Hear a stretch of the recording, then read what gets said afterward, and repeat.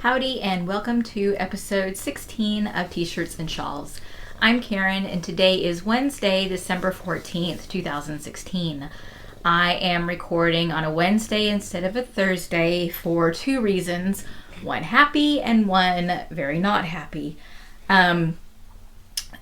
Tomorrow my son is having his preschool program and that starts in the morning, so it's usually the time that I would have set aside for the podcast recording. So I will be busy at his preschool watching him be the shepherd in his school play, hopefully actually getting his line. He knows it really well, but in the past plays, even though he knows his line really well, when it comes time to perform, he's a bit of a ham, I guess, and he either is so distracted that he doesn't say his line, or he there was one time that he said a line that was so close to the microphone you couldn't hear anything. So we'll see how it goes tomorrow. So I will still probably be doing the editing and uploading tomorrow. So for you'll get this on Thursday, but I'm recording it on Wednesday. And then the not good news. I am sad to say that we are down another cat. I think I'm still in shock right now. It just happened last night. I think I'm still in shock. I don't think that it's fully set in yet. And that's another reason why I wanted to record today, because today I think I can still talk and talk about knitting and yarn, and also about the cat. So I'm going to give this a try. I have no idea, how I'm going to be feeling tomorrow once that shock kind of goes away and reality sets in. So Guenevere, which you have seen on the podcast before, she was the calico cat. We noticed that she seemed to be losing a lot of weight, and just like Merlin had done. And so we took her to the vet, and sure enough, she also was diagnosed with hyperthyroidism. This was just last week. And we started her on a medication for that actually Monday. Especially after the experience with Merlin, we weren't sure what to expect. But suddenly last night we fed her some canned food, and she seemed like she was hungry, but she kept lying down. So she would kind of eat a little bit, and then she would just lie down. And then I would kind of get her to stand back up, and then she would just lie down. And then I realized that not only was she just lying down, but she was doing this kind of weird tilt with her head, like her head was too heavy, or maybe she was dizzy or something. I'm not really sure. And she didn't seem to want to walk very far. And although she did seem like she was interested in eating, so obviously something was wrong. So back to the emergency vet. They are such great people there, but I kind of hate that place. And the vet there basically said that from the sudden onset and from the stuff that she was seeing, it looks like Guenevere either had a blood clot that basically got looser or whatever. I forget the exact terms. A blood clot, or perhaps she had actually had a stroke. But it was definitely something neurological, and it looked like she also might have experienced vision loss. So we talked about our options, which pretty much were just making her comfortable. Since it pretty much was irreparable, she said, it's possible that there was a brain tumor if it wasn't a stroke or something, but there was no way to fix what had happened. So we got to make another tough decision. If you hear a cat purring right now, it's Sam. He's sitting beside me, and he is now an only cat, and Sam is not the cat to be an only cat. He's the one who always wants companionship and love. So I think he might be a feature on future podcast episodes as well, because I don't see him not sticking to my side anytime soon. Although last night he actually spent the entire night in Luke's room. He went in there when I put Luke to bed, and we don't shut Luke's door all the way, but we pull it almost completely closed, and that way the cat could be able to open the door and get in or out if they wanted to. So there was Sam's tail. And the door, and so a lot of times, especially when Sam does it, he just swings the door wide open whenever he leaves or if he comes back in. And when I checked on Luke this morning, the door was still pulled almost all the way closed. So Sam was in there all night snuggling with Luke. So, yeah. Not really a good time right now, but like I said, I still don't think it's fully set in. So I do want to talk about yarn and knitting mostly. And at the end of the episode, I want to share the story of how Guenevere came into our lives, because I think it is a good story. So that will be at the end.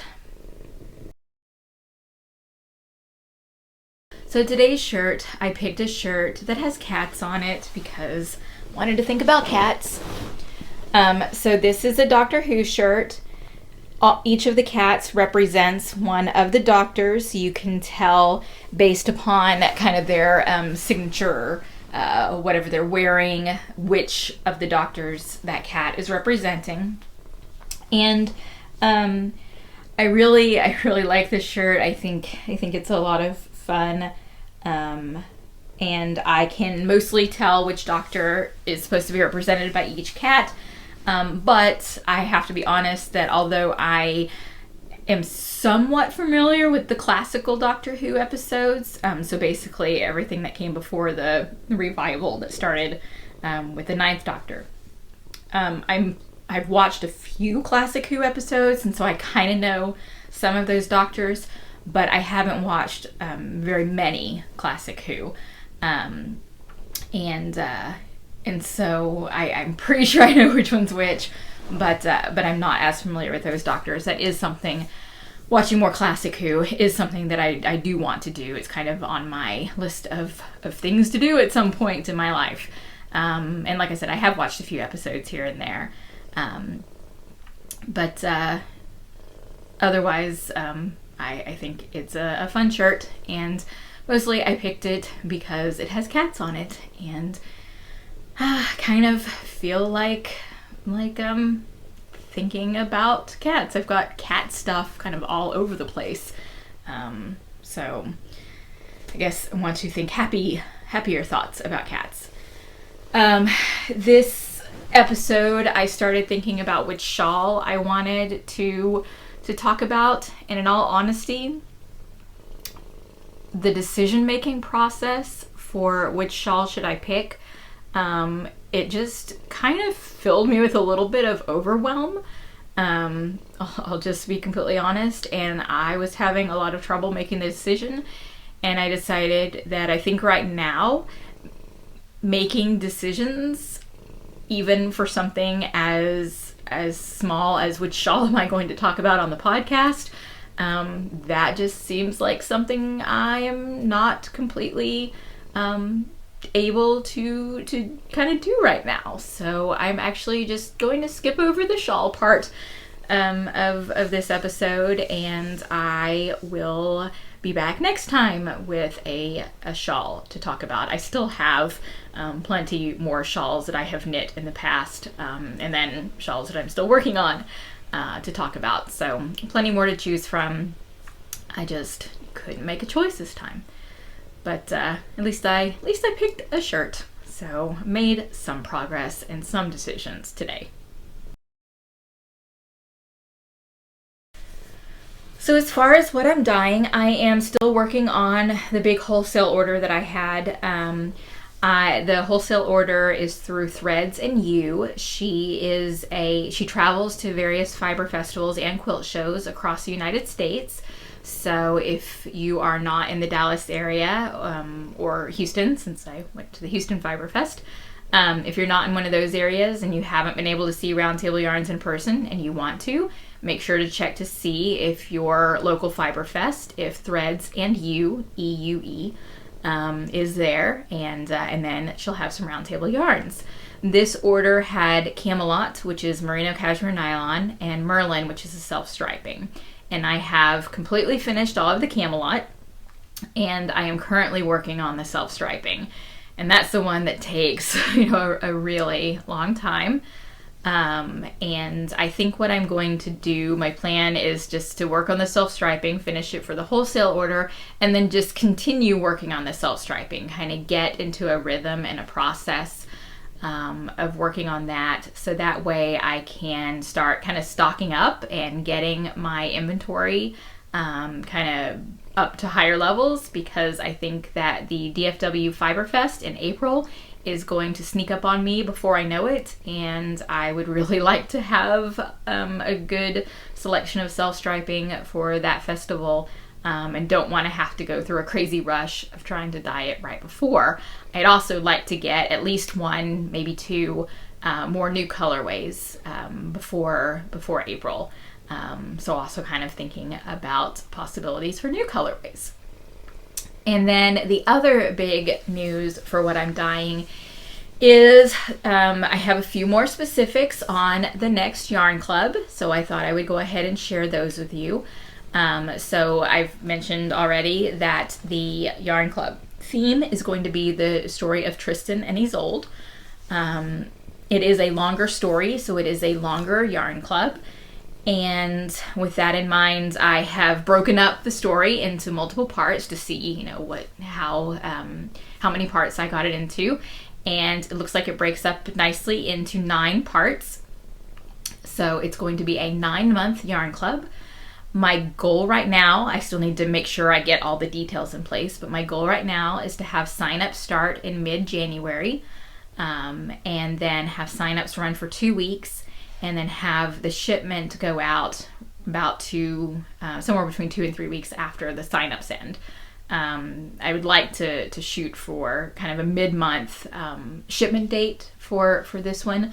So that would mean mid-February the first shipment would go out. I'm aiming for like the 15th because that's nice and easy to remember, but I'll kind of depend upon timing of signups and whatnot. So I am looking into I've just kind of done like subscription payments just through PayPal, which is kind of, to be honest, a little bit of a pain to set up on the back end. But I'm looking at a subscription service that actually one of the people that I bought a fiber club from has been using. And I've kind of been looking into that a little bit to see if that might be an option. So that's something I'm also considering. So kind of the back end type of stuff is something, some of that might change. But the same basic idea will still happen.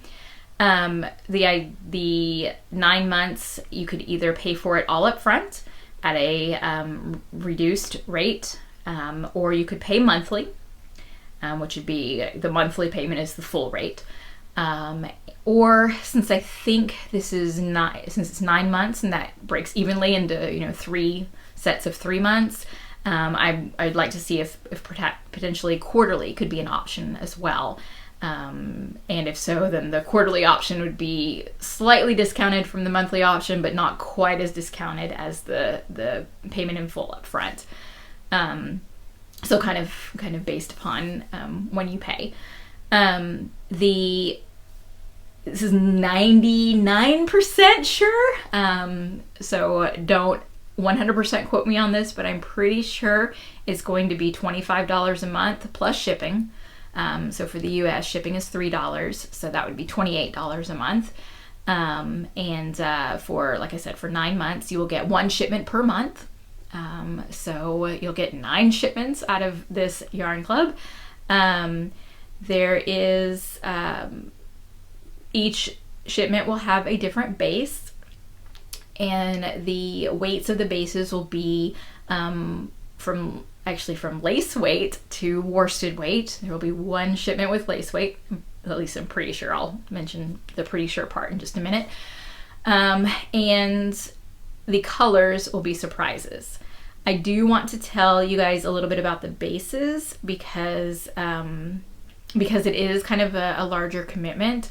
So I want you to kind of know a little bit more what you're getting into. So my idea right now is that 3 of the 9 shipments are for sure bases that I already carry.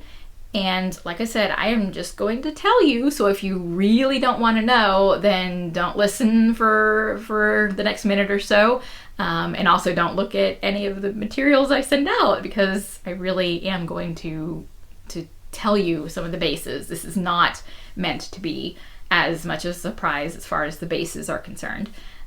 So the 3 bases that I know I'm going to send out are, of course, Tristan, because I mean it's the story of Tristan and Isolde, so you have to get Tristan. So that is the sport weight base. Camelot, the merino cashmere nylon fingering weight base, and Avalon, which is the merino silk blend DK weight, which is super soft and has a nice sheen to it. Really, really lovely. And then the 4th base, and I'm not telling, when I say 4th, this is not like which order you're getting them in. These are going to be kind of mixed up throughout the 9 months. I'm not going to tell you which order. The new base that I want to add to Roundtable Yarns is a lace weight base. I just actually dyed some yesterday. So right now it is still drying, and then I'm going to knit with it. But it is a lace weight base that is BFL, so Blue Face Leicester and silk. It feels really nice. Since it's not, the dyed yarn is not completely dry yet, I can't 100% say this, but it looks like it took the dye really nicely. Whenever yarn is wet, it usually looks a little bit darker than it does when it's fully dry. But I think it took the dye really nicely, and so I'm pretty sure I'm happy with it. And so that is a base that I am planning to name Isolde. So that Isolde will be another base that you get. I hope. I checked my supplier yesterday, and because it is a BFL base, which they only restock their supply of BFL twice a year, sometimes they run low or run out of BFL bases, and they do not have a whole lot left. They have a little over 100 skeins left in stock, which somebody could come along and snap up right away, and it could be all gone. I'll be completely honest, the reason I'm not the person snapping it up, 2 reasons. One, it's an expensive base. I'll be honest with you there. It is not cheap. So it's a bit of an investment for me, which I don't mind making, but it is something that I need to seriously think about. But also, it's right at the end of the year, and for tax purposes, because of the way that you have to look at your inventory for tax purposes, it's better for me to wait until after the new year to order the yarn, since I'm not going to be selling it right away. So I don't want to have it in my inventory for this year, for 2016. So I think what I may do is, like, right after the new year, I might see how many skeins are left on the website, and then go ahead and buy what I can at that point. Anyway, so that's a possible possibly won't go in the yarn club if my supplier runs out. And if that happens, then I will pick another base instead. And whenever they get more of the BFL silk lace weight in stock, then I'll buy it then. So that's only 4 months out of the 9 months of the yarn club. The other 5 months, what I want to do is actually experiment with some different bases. So I went through all the other bases that my supplier, well, I have 2 suppliers, but I've mostly focused on one supplier because they have more options for fiber content. So I went through all their bases and made a list of all the ones that I thought seemed like they would be interesting. And my list was like 20 different bases long. So obviously I had to narrow that down. And what I did is I actually picked different weights. So I think, and again, this is not completely set in stone because some of it does depend on whether or not the supplier has these bases in stock when I go to order them. But I think it's 2 fingering, 1 sport, 1 DK, and 1 worsted for the 5 bases that I've picked. And fiber content have blends with such things as alpaca and BFL. And oh, there was another one. What was it? There was one other thing in the content that I thought would be fun, and now it suddenly slipped my mind. So I guess that might have to be a surprise. It'll be a surprise to me when I look at it. And I don't remember where I wrote that down. I'm looking to see if that notebook. I'm not seeing it. Okay, so I will have to look that up and remember what kind of base I was looking at. But there are some slightly different blends that I am looking at. And the idea here would be that they would be a limited edition run of each base with the possibility that they might eventually become bases for Roundtable Yarns, or they might remain limited edition. We'll just kind of see how they go. So that's kind of the main idea behind the Yarn Club, that it's a way of kind of exploring some potential fun new base options, as well as getting some of the tried and true, really solid bases that I already carry. The colors, however, will be a surprise, but if you know the kind of colors I dye, they will be in the semi-solid and tonal categories. I really do not like variegated yarn very much, and so I don't really dye variegated yarn. So also kind of keep that in mind. I will say that I already know for sure what the first base and first color, so that February shipment, I know what you guys are already getting for that. And then everything else I still need to kind of put in order, you know, which base is going to go with which month, and then the color that will work best on that base. So lots of, I've been talking about this for quite a while, I see on my time, but definitely lots of details have gotten ironed out for the Yarn Club. Really the next step to do is to check the potential payment processing system that I'm looking at as an alternate. If not, then go back to my previous method and kind of do some of that behind the scenes setup, and get ready after the new year to have signups open. So if you are interested in the Yarn Club and you want to make sure that you don't miss signups, if you are not already on my mailing list, then just make sure you sign up for that, and you will definitely get notified about the Yarn Club there. And I think since I've been talking for quite a bit about this, I'm going to leave it at that. So I do have a finished item since the last podcast, although in some ways it came almost close to not being finished. This is the scarf that I knit for my son's preschool teacher. At least it was intended to be a scarf. I made some alterations, which I actually don't have this scarf with me anymore because I gave it to the preschool teacher yesterday. But I do have a picture, which I'll show you in just a minute. But I wanted to do a scarf for her. I don't know why.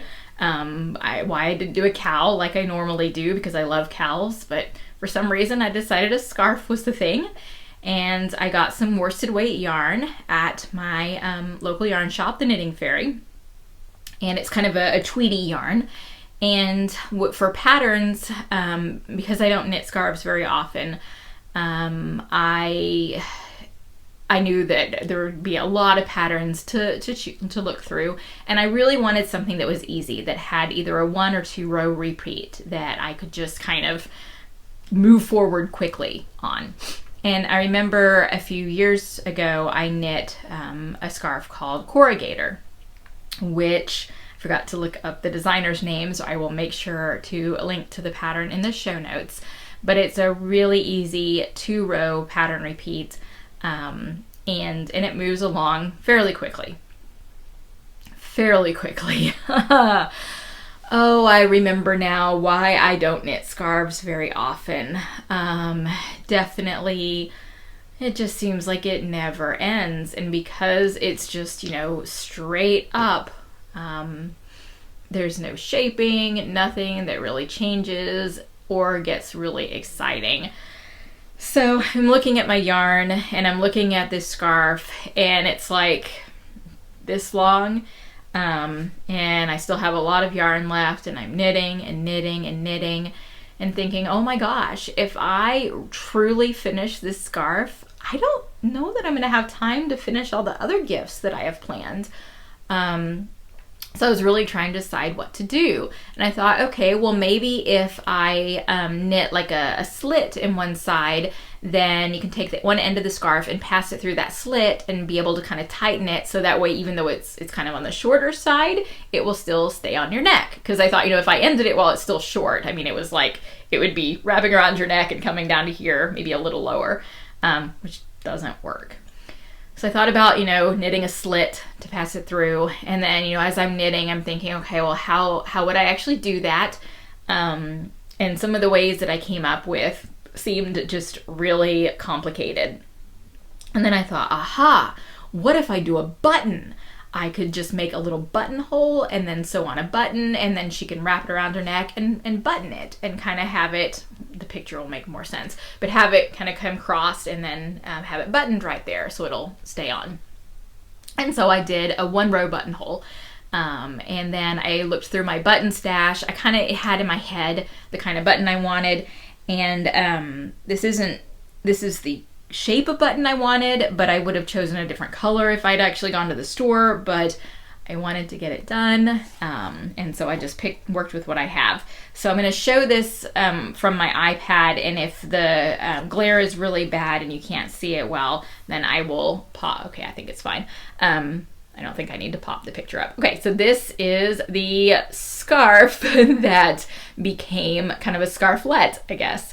So there's the button right there, and so by using that little buttonhole and button, then this very short scarf is actually usable and will stay around her neck. So that is the gift that I gave to my son's preschool teacher. And this morning when I dropped Luke off, she said that she really liked it. I also gave her a loaf of banana bread that my husband had made, and she said that was really yummy. What's funny about the banana bread is that my husband really likes to bake, and so he has several people that work as part of his team.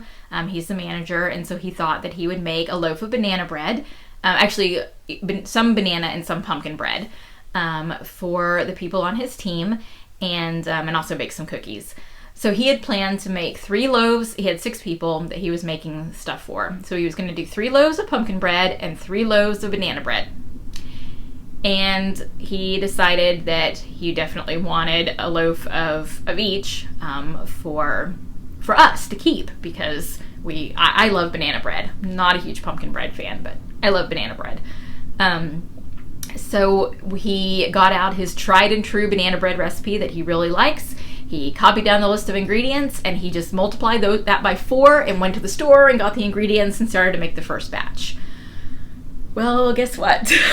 His recipe made 2 loaves. So that one list of ingredients made 2 loaves. He multiplied that by 4, and so instead of getting the 4 loaves that he wanted, he had enough ingredients to make 8 loaves. And I mean, you know, he had all those bananas and they were very, very ripe, so they weren't going to last very long. And he had all the rest of the ingredients, and so he went ahead and made 8 loaves of banana bread.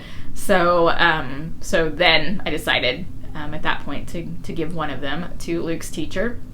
So he had the 3 that he gave to people at his work. Then he ended up giving one to another person. I gave one to Luke's preschool teacher. So that's 5. That means we have 3 loaves of banana bread ourselves. Well, I say we have 3 loaves. We have 2 1/4 because we've already gone through over half of one of the loaves. It turns out that Luke likes banana bread. Yay! He's a really picky eater, so it's nice that he likes that. So I think it's fine that we ended up with extra banana bread because it looks like it's going to get eaten for sure. Anyway, so those are some finished objects. And then I also finished a non-knitting object. I actually broke out my sewing machine, which I honestly can't remember when I last used my sewing machine, and I could tell. I am a little bit rusty. I actually could not remember how to get the thread wound onto a bobbin. So I was using a color that I didn't already have wound onto a bobbin. I forgot that I had to take my little bobbin winder on the top of my sewing machine and push it to the right to kind of activate bobbin winding mode. Because I'm sitting there, I'm like, what am I forgetting? And I actually had to look up the instructions online. Push it to the right. Okay, did that. Everything else I remembered, and it seemed to work out okay. So several years ago, I actually did sew and sell a few things that I sewed. And one of those things that I did was make mug rugs, which are basically bigger than coasters, but smaller than placemats. So there's something that's kind of nice if you have like a cup of hot cocoa and some cookies and you just want a small kind of placemat type of thing to put on it. And I gave, I think, 2 actually to my mom and 1 to my mother-in-law. But my mom really, really likes hers, and she apparently uses them all the time. And she hinted very strongly, I'll just say she outright asked, if I would be interested in making some more mug rugs for her, especially with dog fabric. And at the time I was like, oh my gosh, I haven't made those in so long. I don't have any dog fabric. I don't have the bias tape that goes around the outside. And so I kind of let her believe that it's going to be too much. It's not going to happen. While secretly in my head, I'm thinking, oh, that would be a really nice gift idea. And so I decided to go ahead and do that. So I went to Joann's and found some dog fabric and found the same exact pattern that I used to use for mug rugs. It was actually an online tutorial. And I went through that and followed those instructions, and I made 2 mug rugs. So they are basically strips of fabric that are, maybe the glare is better, that are sewn together, and then 4 squares in the back, and then they're basically sewn straight, a little bit of batting in here, so kind of quilted. And then there is a border that gets put around it with bias tape. This was the first one I did. Had a few little issues with the sewing, so it's not perfectly straight. And then I did a second one, so kind of some brighter dog fabric, and then the back side there. And this one I did a little bit better with straight lines and sewing the bias tape around the outside. So it was fun to dust off the sewing machine, kind of literally, and to do some sewing projects. So I may have to try to do that a little more often if I can. And those are the 2 things I finished. I still have quite a few things still on the needles. So the first project that is on the needles is one that you have already seen before. It is my hitchhiker that I'm making out of undead yarn. in the Wild Rumpus colorway, which, by the way, is their special colorway specifically for 2016. So it will not be available after 2016. So you've got a couple of weeks left if you like this colorway to order it from her shop. So if you do like this, make sure you go order that now, or you won't be able to get it. So Undead Yarn, I will link to her in the show notes. So Hitchhiker, it has those little points there, and then is basically like a crescent shape. It's getting to be a decent size. I think it probably is usable at this point, but I would like it to be a little bit bigger. And it's going to be bigger because I still have that much yarn left. In some ways, I feel like this is the ball of yarn that never ends. Although I am starting to feel, it's feeling a little more like it's collapsing. But there's still a fair amount left there. This is a gift from my mother-in-law, so it needs to be finished by Christmas Day, because that is when we will give it to her. So I am working on this as much as possible. It is fairly easy. The pattern's easy to remember, and then it's mostly garter stitch. So I'm able to knit that while I'm kind of reading and doing some other things.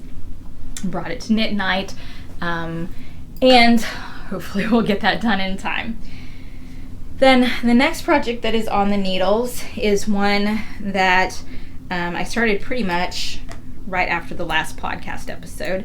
Maybe you've heard of Project Peace. Basically, the idea is that there is this cowl pattern that is a pretty simple pattern. It's a 4-row repeat. 2 of the rows take a little bit of concentration, and then 2 of the rows are pretty much just knitting, straight knitting. And the idea is that everybody is knitting this. This is a kind of a knit along. Everyone is knitting this same cowl at the same time and thinking about peace. And the designer has a blog where she's posting daily peace tips. So it started on December 1st, and it's a 21-day challenge. And the idea is that if you knit 1 repeat each day for 21 days, so 4 rows each day for 21 days, and at the end you'll have 21 repeats, which will be the finished cowl. So she's been doing the daily peace tips, and I actually have been keeping up with it. Today is the 14th day, so I have done 14 repeats, and I have done 1 repeat each day. It's the project that I do in the morning when I wake up early. And then the nice thing that I've also been doing is that I used to wake up, and the first thing that I would do would be check my email, check Instagram, check Facebook, and then I would sit down and knit. And sometimes I would kind of use up a lot of my knitting time, still poking around and checking in on my phone. So just for the past, I guess, week of this project, I've been going straight to knitting. I have not looked at my phone first thing. I sit down and I knit, and I don't allow myself to check my email until I get to the end of the 4-row repeat. And you know what? It is much more peaceful that way, and I'm really enjoying doing it. But this is, so there's the bottom. This is my cowl. So it's a waffle stitch, which uses some slip stitches. So there, hopefully you can see the stitch pattern. I am using some Deep Stash, some Julie Spins that has been in my stash for quite a while. It was actually something that I had wound and used on a project. I don't even remember which project, a while back, and I wasn't happy with it, so I ripped it out. So I'm much happier with how it's turning out in this cowl. And I'm really glad that I had that yarn and that I picked it for this project. And then I'm also using my snowman stitch marker from Ann Tudor. She makes the glass stitch markers. She has a Christmas set, and which I got last year at Christmas, that has a snowman and a penguin and a wreath and a couple of other things. So really enjoying using my little snowman. And it's just been a really nice, peaceful way to start each day. And even after I finish this cowl, I think that I will continue with that idea of getting up each morning, and instead of going straight to checking my email and Instagram and Facebook, I'm going to spend time knitting, because all that other stuff will still be there, and I can always get back to it. So it's a 21-day kind of challenge, so one more week to go. And I think that is probably going to become a Christmas gift for my sister-in-law. We do already have something else that we picked out for her, but I think that she would actually like that and would like the kind of story behind it as well. So I'm pretty sure that's what that's going to be. And then I have one more thing that's on the needles. I am, as part of my gift knitting, I am doing some doll cardigans. I showed you last time the doll dresses that I did. I still need to knit one more doll dress, but I decided to go ahead and start with the doll cardigans because one pair of doll dress and cardigan needs to be gifted next week, basically next week on Wednesday. So I wanted to make sure to get that one done. The other two are for the day after Christmas, so I've got a little more time on that. So the doll cardigan is finished, but for the sleeves, so my sleeves are still on waste yarn because I need to do those still, and then I need to block it. But here's the little cardigan. It's got this neat little gathered top, and then a easy stockinette body, and then hem there at the bottom. It does have little buttonholes. They're just yarn over buttonholes, so they're pretty small. I think there are 3. There's 1, 2, 3. Yeah, there are 3. And I haven't decided yet because I actually don't have tiny buttons. I haven't decided yet if I'm just going to do one button at the top or if I am going to actually do all 3. Going button shopping is actually something else I need to do before this can become a finished object. So it's a small project, right? Pretty easy knitting, you would think. I've been knitting for quite a while now. Gosh, next year it'll be 12 years. Surely I'm an experienced knitter. I know what I'm doing. I know how to read a pattern, you would think. But this little project gave me a lot of trouble because apparently I can't read. Or I can't see the whole pattern. This will make sense in a minute. So I use Knit Companion for my patterns. So I'm on my iPad, looking at the patterns, and so that means that on my screen I usually zoom in so I can see things up nice and close. So I'm following along in the instructions, and I get down to what looks like the end of a page, and I move on to the next page. And the instructions at the top of the next page are for, because it's a raglan, so are for basically putting the sleeve stitches on the waste yarn. Well, I started to do that. I got the sleeve stitches on the waste yarn and I knit the next row, and I'm like, you know what? My numbers are not adding up. I mean, they're not the same as the numbers that are listed in the pattern. What's going on? Maybe there's something wrong with the pattern. Maybe there's something wrong with my numbers. So I double checked, went back to the previous page, looked at what I had knitted, added up all the numbers, and I realized that from what the page read, my numbers were on what I'd knit were correct, and the next section, the numbers were just wrong. So I thought, okay, so there must be an error with the pattern. So I went to check Ravelry, and there are a few projects on Ravelry and nobody mentions any errors. So I'm still thinking, okay, what's going on? Maybe I'll just continue moving forward. I don't know. But I also thought that even though this is a doll cardigan, that it seemed like the shoulder section was really short. And it turns out that basically I had started going for the sleeves at that point. So really, really short. And obviously it needs that much more, this whole little extra gathered section for the sleeves.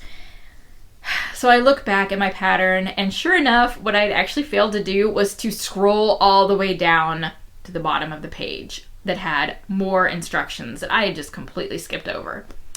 Yeah. So what I did is I actually, since I was just one row beyond dividing for the armholes, I tinked back that row and then tinked back the row with the armholes put the stitches that were on waist yarn back on the needles, and then went forward with the rest of the pattern, which said repeat rows 7 through 13.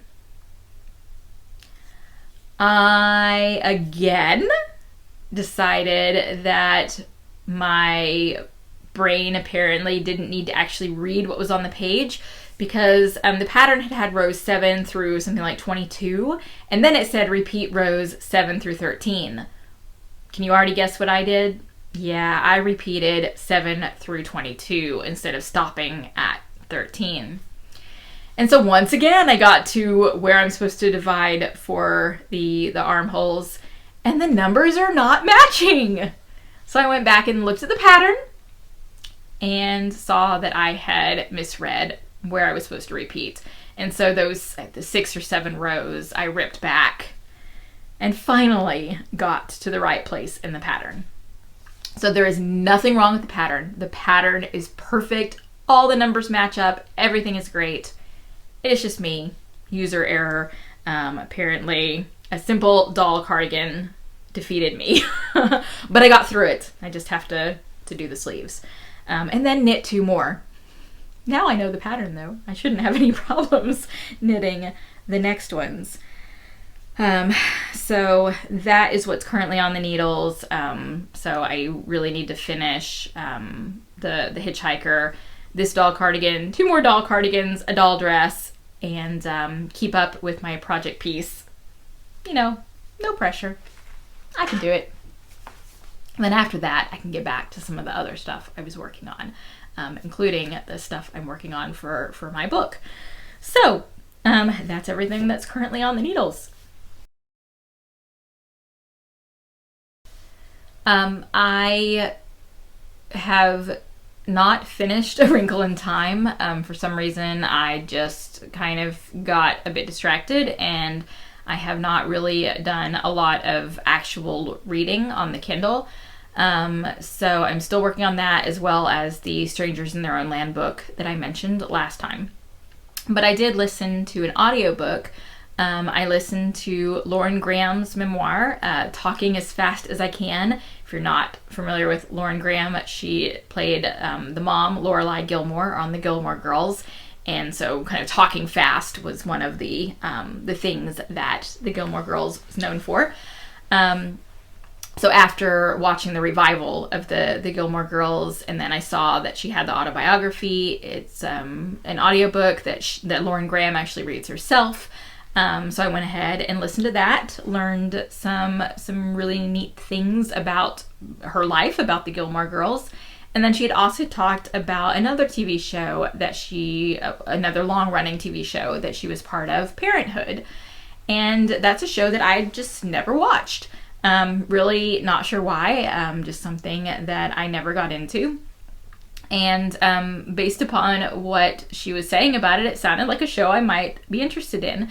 So fortunately for me, it is available on Netflix. I think there are 6 seasons. So I went ahead and started watching it, and I really like it. I think the characters are great. And I think I'm now kind of in the middle of the 2nd season. Like I said, I really have been enjoying it. So I'm glad that I'm giving that a chance. And that should keep me busy for at least a little bit while I am continuing to watch that. And then I actually should be picking my Kindle up today, because a new book was just released today that maybe it was yesterday or today, but I'm really excited about it and looking forward to reading it. So it is a very, usually kind of a lighter type of book, which is probably what I need right now. So good timing. So Gina, I know you're going to be excited about this too. The new Shanna Swenson Enchanted Ink book. It is called Frogs and Kisses. This is the 8th book in the series. It is a series that I started reading quite a few years ago. I think 2005 was when the first book came out. It is something that she started out publishing traditionally with a publisher, and then the publisher didn't pick up I think they only picked up 3 or 4 of the books. And so the publisher didn't pick up she had already written at least one more book. And so she self-published that book as well as 2 more. And so that was 7. And then she said she was done with that series. But because she didn't have any more stories, like they're in her head. I read her blog, and she usually describes that when story ideas come to her, she actually kind of sees them as movies inside her head. And she really wasn't seeing that with any of the characters from this series. Until suddenly she did. Suddenly these characters jumped back into her head, and she started seeing that movie, and she realized that she had an idea for another book. And so she said actually the writing of this one came out really, really quickly. It was not difficult to write this book. So I'll show it to you again because I think the cover is fun. It shows you that it's kind of more lighthearted type of. I know chick lit is kind of, that term is not really quite as popular today, but it's kind of a fantasy chick lit. So this is the 8th book. They are quick reads, so if you've never read any of them before, start with the very first one called Enchanted Ink. So I'll link to this in the show notes, but Shanna Swenson is the author. She has a really fun blog too, if you like following author blogs, that she writes in really regularly. So very much looking forward to getting this book. I bought it this morning, so hopefully maybe this evening I will start reading it. And I think really right now that is what is occupying my reading and watching time. Quick podcast announcement. We are toward the end of the 4th quarter, so make sure if you are participating in the Q4 knit along, shawls inspired by a fandom, that you finish your shawl and that you post to the FO thread, so that way you can potentially win the skein of yarn that I showed you guys last time. It's not near to hand, so I'm not gonna pull it out again, but it's that really neat hitchhiker stock yarn in the warp speed, I think that was the colorway name, from Panorama Fiber. Really, really fun skein of yarn that the winner of the Q4 knit along random drawing from the FO thread will receive. So make sure you do that. I will either today or tomorrow, although for you it'll be today, we'll be posting a thread on the Ravelry group asking for nominations for the Q1 2017 knit along. So which theme would you potentially be interested in? And then I'll have nominations open for a few days, and then we'll take the nominations, and then I'll do a voting thread, and we'll vote on those. And I do plan to do one more podcast before the end of the year. It's either the 28th or 29th, whichever day is the Thursday. So I am planning on still podcasting again. So that episode, I will announce the theme for the Q1 2017 knit along. So that's exciting. I'm looking forward to picking out a new shawl to knit along for that quarter. Otherwise, there is a questions for Karen thread. If you want me to answer any questions, make sure you find that and post to it. It might have, because it hasn't been posted to in a while, so I might need to bump it back up so it's an active thread. But it is still there if you have any questions you want me to answer on the podcast. Okay, so I have been doing a pretty good job while recording this episode to not really just let my thoughts go toward what happened last night with Guenevere. So now is probably just because I was distracting myself. And now is the time to turn it back to Guenevere and talk about how she came into our lives. So the kind of the happy side of Guenevere. So I was looking through the photos that I have saved on my computer because there was one specific picture that I wanted to find and I couldn't find it on my computer. And then I realized that it's a photo that I only have a print copy of.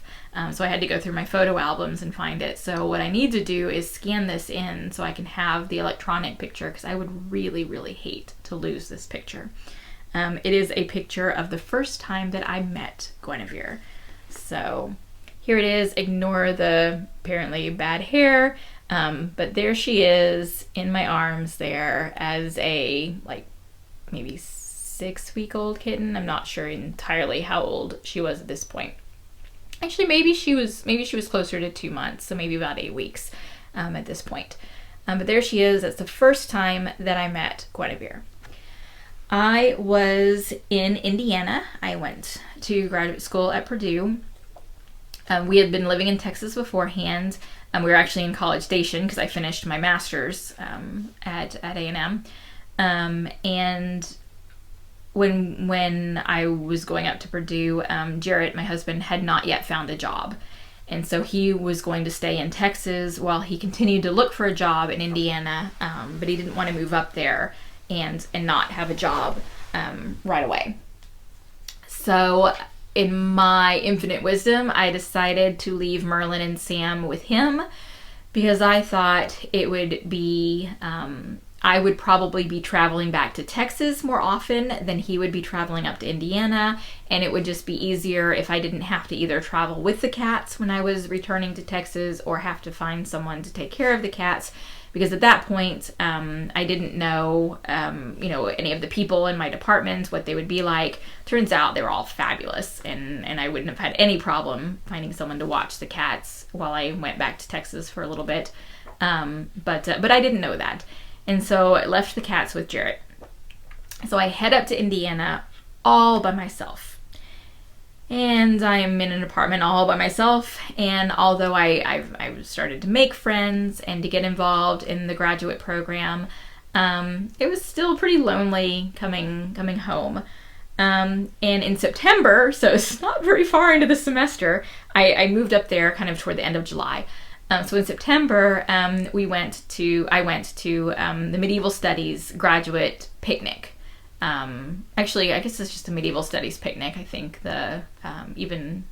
mostly it was graduate students and faculty. Can't remember. I think some undergraduates may have come too. Anyway, so it was at one of our professors' houses, and one of the other graduate students in the department fostered kittens. So she did lots of fostering, and she had a little group of kittens. I think there were 4 or 5 of them that she had at that point, and she brought them with her to the picnic. And Guenevere was one of those kittens, and so this is me at the picnic, pretty much where I stayed the entire time at the picnic, just sitting down on the back patio of this professor's house with this kitten in my lap, which was kind of nice because even though I talk a lot on the podcast, when I get around large groups of people, the larger the group, the quieter I am. So, if you get me one-on-one, I'm kind of a chatterbox, but just add even one more person. So if it's a group of 3, then I get a little quieter. One more person, I get a little quieter. A lot more people, and I'm pretty much silent. So this was kind of nice to have this be an excuse, I guess, for why I wasn't up and mingling and talking to other people. I was busy with the cat. So she was pretty much in my lap the whole time. And I really, really wanted to take her home. But I knew that although I didn't personally have either of the cats with me, we did have 2 cats, and I didn't think that Jarrett would agree to a 3rd cat. And in fact, I thought 3 cats, at that point, this was way before Luke. So, I thought if the animals outweigh the people, that ratio is a little bit off. But I really thought that maybe it would be nice to have a cat up there with me, since I was lonely and missing my husband and our 2 cats. But I finally decided, you know what, I really just can't do this, and so I said, no, I can't take her. And at that point, one of the professors swooped in, and apparently he had been eyeing her the whole time, because, look at this, she's gorgeous, she's calico, gorgeous, gorgeous cat. Apparently he'd been eyeing her, and he decided that he wanted her.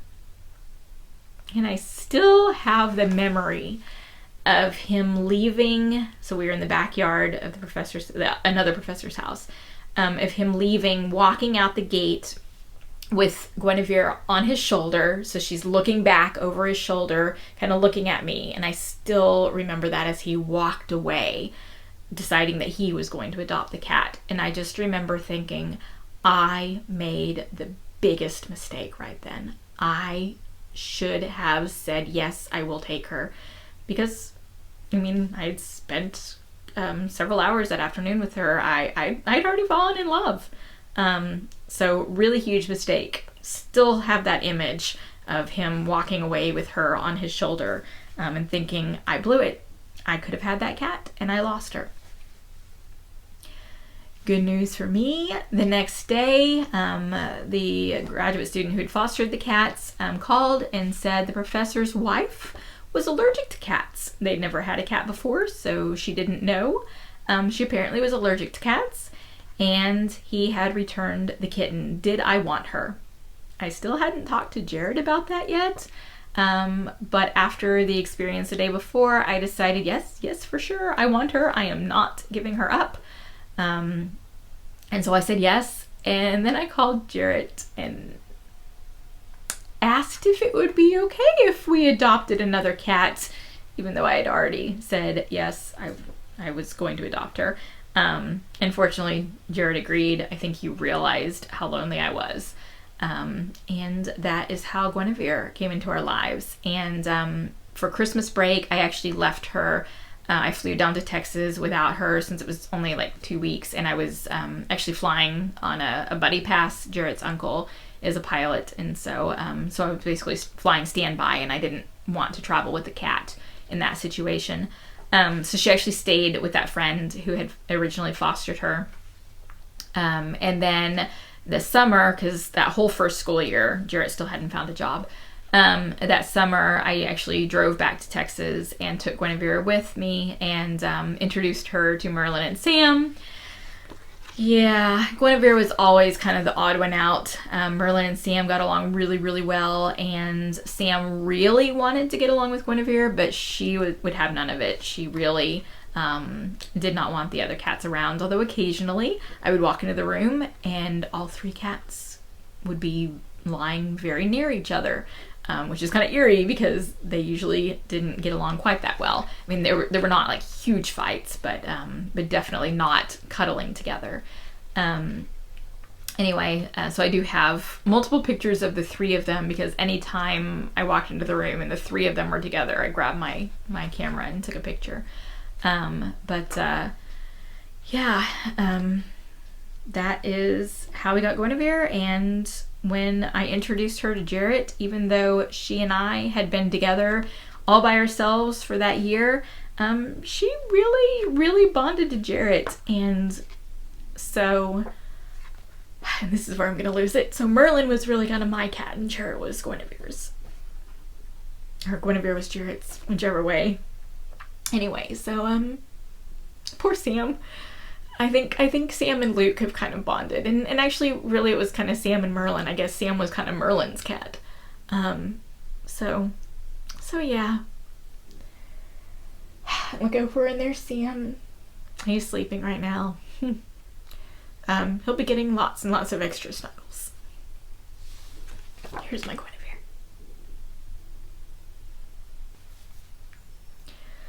Thank you so much for watching this episode. I really, really appreciate it that you take the time to watch me chat on and on about knitting and fiber and yarn and other things. Definitely means a lot to me that you take your time to watch. If you would like to discuss anything in the episode, there is a discussion thread in the Ravelry group. So go to the T-shirts and Shawls Ravelry group and the episode 16 discussion, and feel free to talk about this episode. Otherwise, like I said earlier, I do plan to record one more time before the end of 2016. And so hopefully I will see you then. But since that is after Christmas, I hope you have a very Merry Christmas and Happy Holidays, no matter which holiday you celebrate. And I will see you in 2 weeks. Bye, and happy knitting.